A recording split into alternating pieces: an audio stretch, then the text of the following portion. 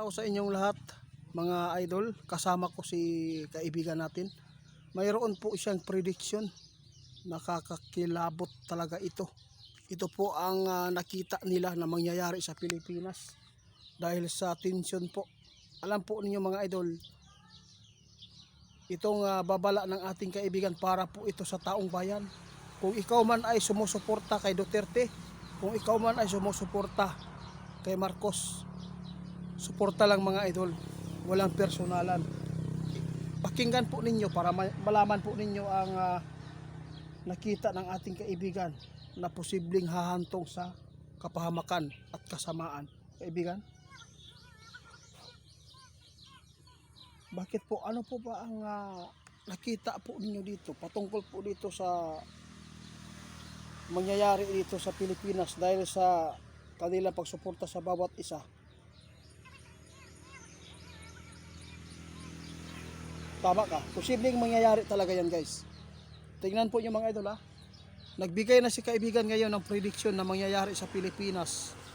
Mga idol, kung hindi talaga ito maiayos po ang batas natin dito, kung mayroon pong pinapanigan sila kahit mali, ito po yung tandaan natin mga idol. Mayroon nakita si Linyo na hindi maganda ang kakahantungan po sa taong bayan. Alam po ninyo mga idol, payag ba kayo na mangyayari ito sa atin? May nakita si kaibigan na posibleng pahantong talaga ito sa kapahamakan. Dahil ang bawat nagsuporta sa bawat isa ay posible pong magpapatayan ito. Ito po ngayon, tandaan po ninyo prediction na mayroon pong mamamatay na mga nagsuporta sa bawat isa dahil sila po mismo mga idol ay magkalaban na.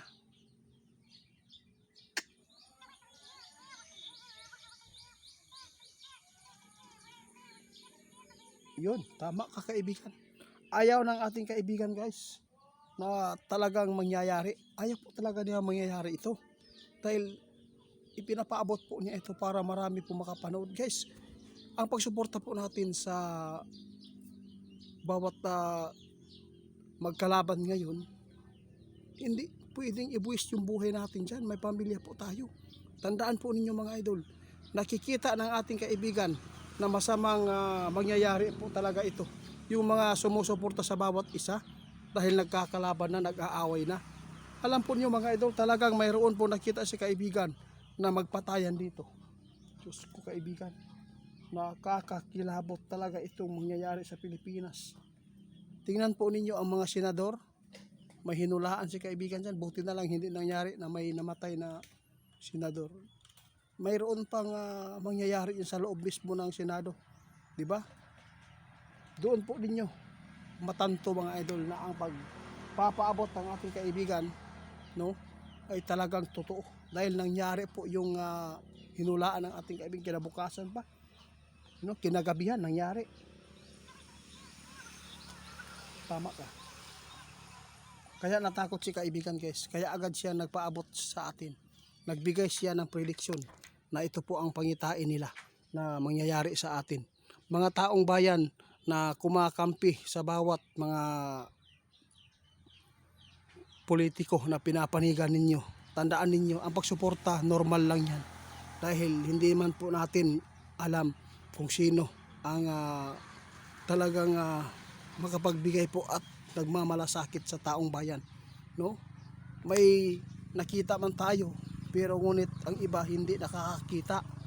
Tingnan po ninyo mga idol, ang babala ng ating kaibigan ngayon, ito po ay nagbibigay po ng pagpapaabot para hindi ito mangyari sa atin. Matandaan natin, nakita ng ating kaibigan na mayroon pang magpapatayan ng mga supporters ng Duterte at BBM. Yun po ang tandaan ninyo. Hinulaan na po ng ating kaibigan kahit hindi pa, no, kahit hindi pa eleksyon talagang mangyayari talaga ito. Oo nga, tama. Sabi ng ating kaibigan, baka marami po magtanong. Alam naman po natin kapag politiko, marami namamatay, mapatayan. Hindi, kakaiba po ito mga idol. posible itong hahantong ito sa pinakamalaking kaguluhan po dito. Prediction na po ito ng ating kaibigan. Tapos mayroon pa siya sinabi ngayon, sa loob mismo ng Senado mga idol, talagang mayroon pang mga magsusuntukan dyan ng mga senador. Sana walang mamatay mga idol. Guys, ipa-plug ko muna yung yung pick account ni Ghost Hunter 88 Funds 2.0. May isa din po siyang pinaka-old niyang Facebook, Ghost Hunter 88 Funds. Yung Road to 100, pangalawa po niya yan, Ghost Hunter 88 Funds 2.0 din. Sa TikTok, ganun din po. No? Pasalamat po ako sa mga nag-refer kasi humihina po ang kanyang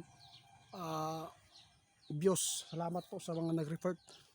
Guys, tandaan ninyo, itong prediction ng ating kaibigan ngayon na mangyayari sa Pilipinas, hindi ito magtatagal mga idol, mangyayari talaga ito.